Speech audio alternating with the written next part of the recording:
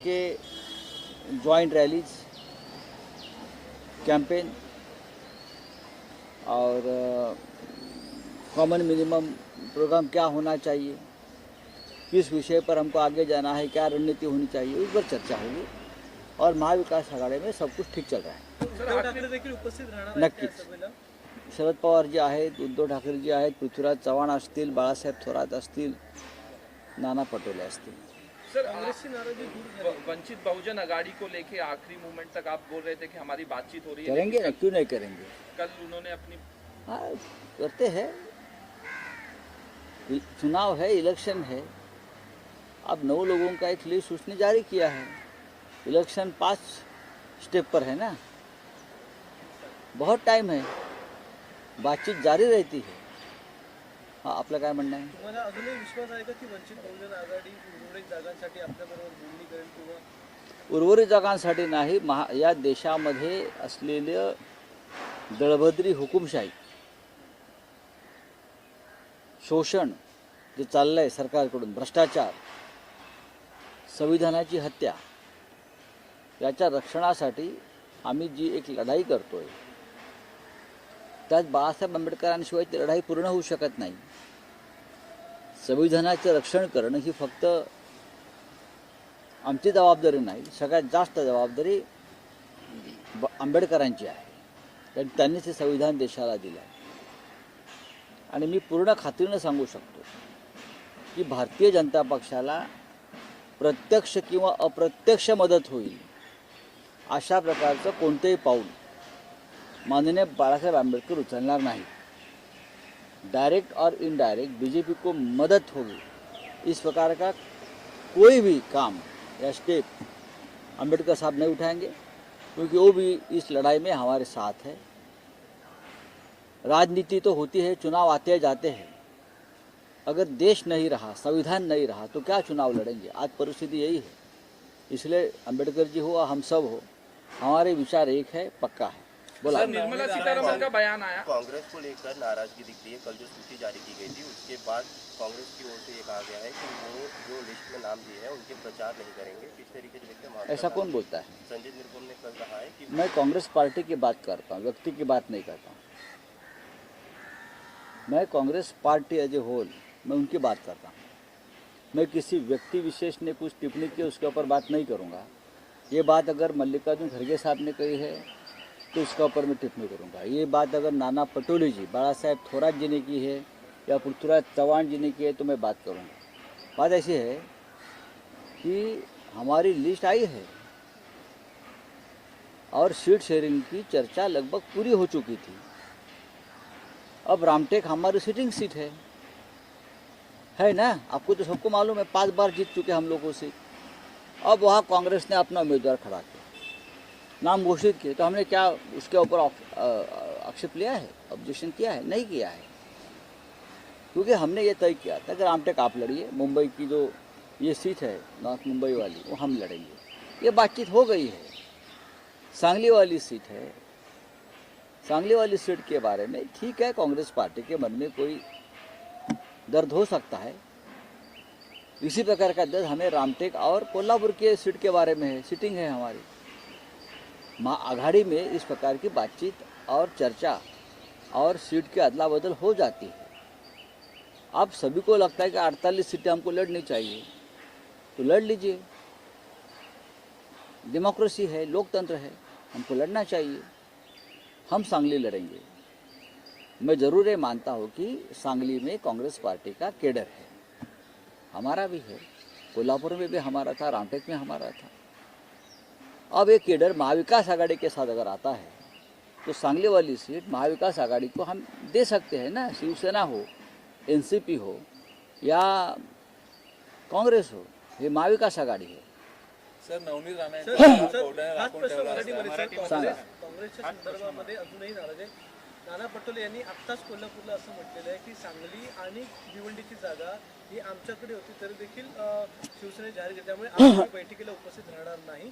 आणि काल बाळासाहेब थोरात यांनी देखील असं म्हटलं की असं कुठेही ठरलं नव्हतं की कोल्हापूरची जागा तुम्हाला आणि सांगलीची आम्हाला, असं कुठेही ठरलं. त्यामुळे जे काही जो वाद आहे काँग्रेस सोबत विश्वजित कदम, विश्वास पाटील हे काल दिल्ली जर सांगलीमधल्या काँग्रेसच्या काही व्यक्ती आम्ही एक स्पष्ट केलेलं आहे, सांगलीच्या बाबतीत किंवा महाविकास आघाडीच्या बाबतीमध्ये कोणीही कटुतेनं बोलायचं नाही. जरी सांगलीच्या बाबतीत काही लोकांनी काही भूमिका व्यक्त केली असतील, काँग्रेसच्या दिल्लीत गेले असतील, महाराष्ट्रात जाऊन बोलत असतील, तरी आमच्या सूचना आमच्या कार्यकर्त्यांना सहकार्यानं आहेत की आपण त्याच्यावरती कोणतेही कटू मत व्यक्त करायचं नाही. या कार्यकर्त्यांच्या भावना असतात, सांगलीतल्या कार्यकर्त्यांनी काँग्रेसच्या त्या व्यक्त केल्या असतील. अशा प्रकारच्याच भावना आमच्या कोल्हापूरच्या पदाधिकाऱ्यांनी आणि कार्यकर्त्यांनी व्यक्त केल्या. त्याच्यावरती आमचं जे म्हणणं आहे ते आम्ही आमच्यात ठेवलं, आम्ही काही त्याच्यावर जाहीर प्रचार केला नाही.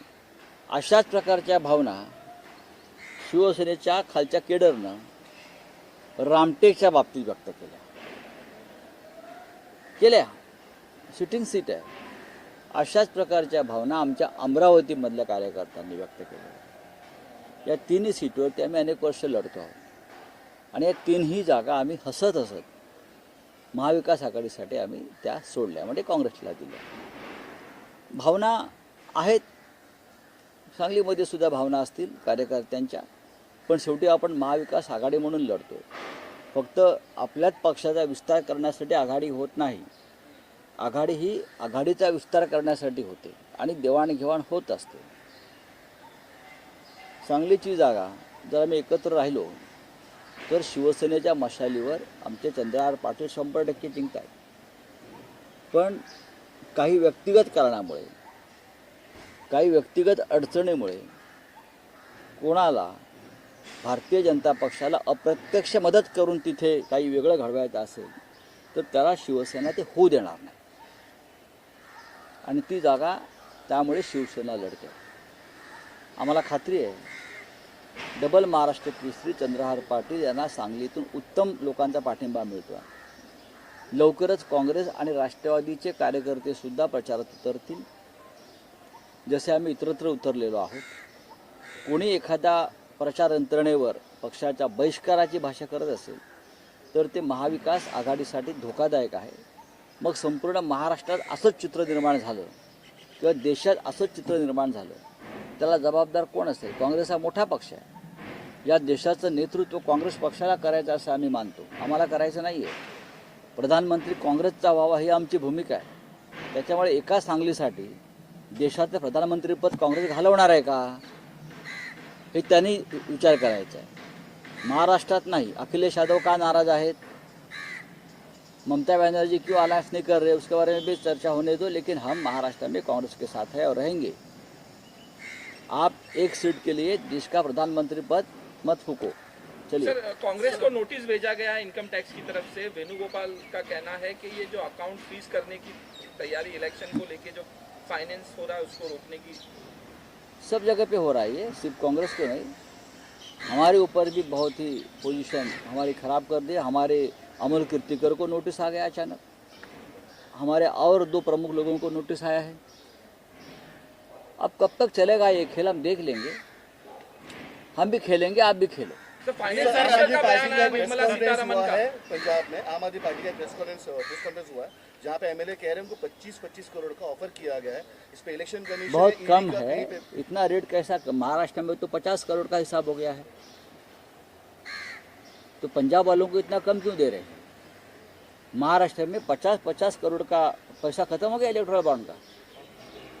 इलेक्ट्रल बॉन्ड का पैसा खत्म इतने जल्दी कैसे हो सकता है?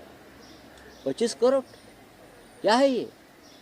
पंजाब इतना बड़ा स्टेट है और महाराष्ट्र में आपने 50 करोड़ की बोली लगाई थी 2 साल पहले और आप वहाँ 25 करोड़. ये अपमान है. ये नहीं, ऐसा नहीं चलेगा. बीजेपी का ये बहुत ही घृणास्पद व्यवहार है. सर, लोटस ऑपरेशन शुरू हो चुका है. कुछ एमएलए जो दिल्ली के वो बीजेपी में जा चुके हैं. पंजाब के लिए अलग तरीके से शुरू है. देखिए, लोटस का ऑपरेशन करो या बनाना का ऑपरेशन करो या और किसी का करो, कुछ नहीं होने वाला.